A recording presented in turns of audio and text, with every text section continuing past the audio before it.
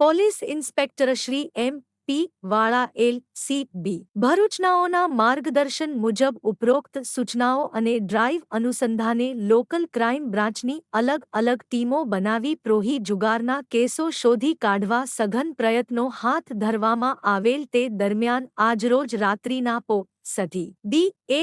તુવર એલ.સી.બી. ભરૂચની ટીમ ખાનગી વાહનમાં નાઇટ પેટ્રોલિંગમાં હતા દરમિયાન બાતમી હકીકત મળેલ કે ગ્રે કલરની Maruti Alto four-wheel car number GJ 158387માં વિદેશી દારૂ ભરી ભરૂચથી આમોદ તરફ જનાર છે.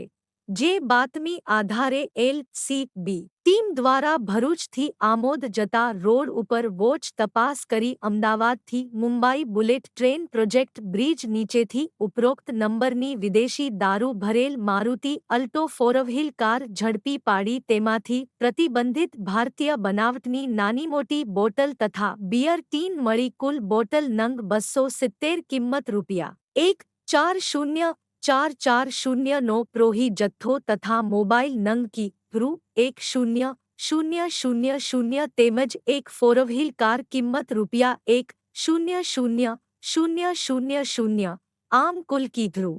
2,50,410નો મુદ્દામાલ સાથે બે આરોપીઓને ઝડપી પાડી પ્રોહી જથ્થો આપવાનો હતો તેને વોન્ટેડ જાહેર કરી પ્રોહિબિશન એક્ટની સંલગ્ન કલમો મુજબ કાર્યવાહી કરી ભરૂચ તાલુકા પોસ્ટે ખાતે ગુનો રજીસ્ટર કરાવવામાં આવેલ છે અને આગળની વધુ તપાસ હાથ ધરવામાં આવેલ છે.